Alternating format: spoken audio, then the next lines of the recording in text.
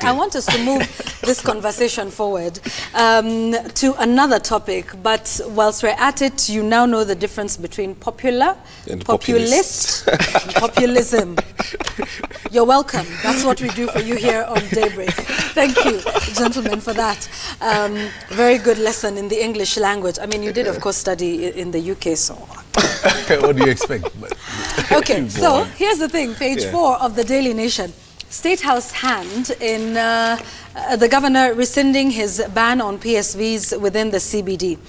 So this is what it says. The State House meeting was preceded by a telephone conversation with, quote, higher authorities, upon which he made the announcement lifting the ban. Sylvanus, you don't come from this county, but you work in this county and live in this county. Exactly. So what do you think of the events that took place earlier this week? I remember on Monday, the governor said he will not rescind the ban. Not now, not tomorrow. Those were the words that he used. And I wonder how the gymming session was for you with your loved ones. Okay. Did you revoke your gym membership in Parliament? Fortunately or unfortunately, that very day I was in the constituency and I just followed the events on live TV and I really got shocked. But this is another thing that is displaying the insincerity character of politicians. It's quite unfortunate that some of us are not very, very sincere on what we do and what we say. We saw Mike Sonko go to court in 2013 to stop the then governor Kidero from effecting the very thing that he was effecting this week. And without due process, without public participation, and without really following all the legal frameworks. And this thing of coming out one morning and saying, okay, fine, you matatus, I've given you 1 week or 3 months and everything. I'll tell you this, that traffic is not brought in town by matatus. And this should be out of Mike Sonko's mindset. It can't. It's not practical. And let me tell you, you'll agree with me that most people leave their cars, and including me. At times, I leave my car when I really do not really want to go with my driver or any person and use a matatu and come to town. What you saw on Monday, you saw several. Yes, I've used matatu several times. Tukupata. I used matatu on Kiamburu. Tukikupata kwa matatu leo ndio utalipa school mzima. Although I do that on these guys, of course. But the point is that what Mike Sonko, the decision Mike Sonko had made to ban matatus from entering town is not a long-lasting solution to curbing traffic jam in the city. It is completely wrong to do that. I mean, what is the solution? In my view, we need now to come up with serious measures to restructure this city again, once and for all.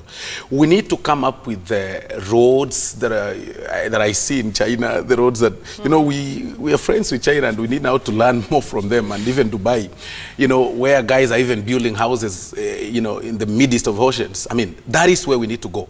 You cannot start telling people that, fine, because of traffic, we'll now have you guys alight at Ngara, start walking in town. How many people do you think live along Thika Road that will alight at Ngara and walk? Don't you think even now you'll be bringing human traffic? Okay, here's the other thing. Getting Christmas for Magas. What you're talking about is very futuristic. So it is not. We are capable. No. In the sense that that'll take a while to put in place infrastructure, to get the funds that we need, to build the roads that we need. But what about right now? Could that have been what Sonko was thinking, that, listen, we need a solution right now? And what can we do, I guess, is my question, between now and when we build the roads? Because we will plan for all of that and having overpasses and underpasses and restructuring Nairobi, but that will considerably take, that's a medium-term plan. But we've lived in Nairobi all these years with this condition and this situation, and we've been surviving. So to survive, why can't we? No, why can't we start a long journey of 1,000 miles? Start from a single step. And that was his step. And it will be no. That step was a misstep. Was a misstep. What we need to do, in my view, probably we'll have about 5 vehicles per circle to be allowed in town. Come up with a serious field or stage in different areas, which is able, which is actually that's doable. Exactly, that is doable in the short term. Get some land in Ngara or any other route that you really want to curb traffic, and now give conditions that we only need 5 vehicles per route. At least now he's allowed 3, something like that. He's allowed 3, but yes, that's still not practical, because you cannot allow 3 in Thika Road. I want to use Thika Road as an example. People live in Resambu, Thika, Kasarani, Kiambu Road and stuff like that. And then you say you're allowing 3 per circle. Kiambu Road itself has only 2 vehicle circles.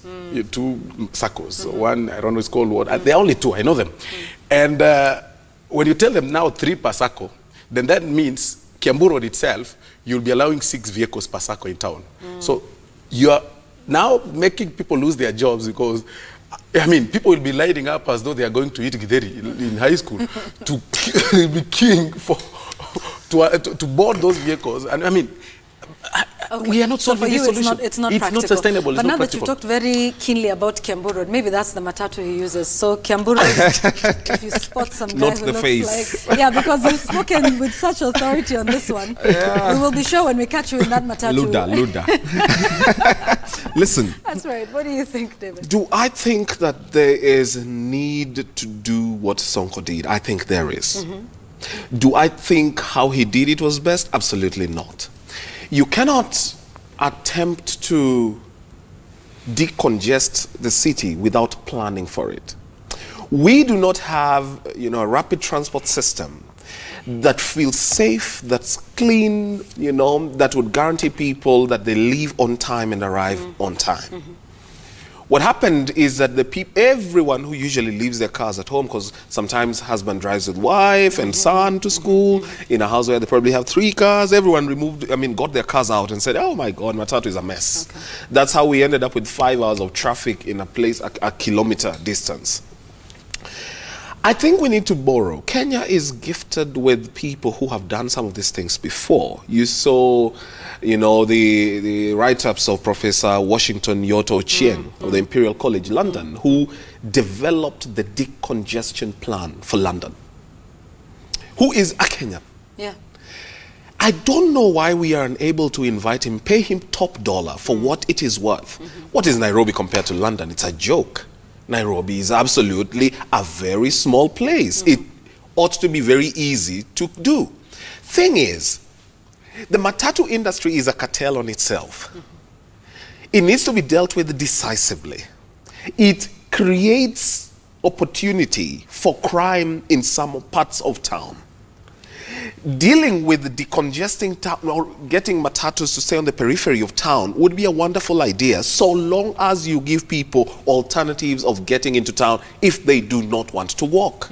Because even in places in European or American worlds or Asian places like Singapore, you can decide to walk if you wish. It's safe, it's good, but there are options. That is what Sonko refused to do. There are options. So you agree with what he did, just how he did it, how it was implemented. Yeah, I agree. You say no, not at all. Completely not all right. at all. So and that just I wanted to take a break. Yeah. Equally, now that headline talks about State House hand. Yeah. That already shows that Sonko is not a man on his own. And that's exactly where I want us to come back to when we come back from the break, because there's that whole question about the Regeneration Committee. There seems to be a sense in which Sonko needs guidance. Well, yes, that is what we will be discussing. That was blunt, so but that was very blunt, yes. Yes. So please do keep your comments coming in to us. The hashtag is Daybreak at Citizen TV Kenya. You can also send us a text message. The number is 22422. We'll also be incorporating your views when we come back. The Regeneration Committee, is Governor Sonko truly in charge of his county? That and much more.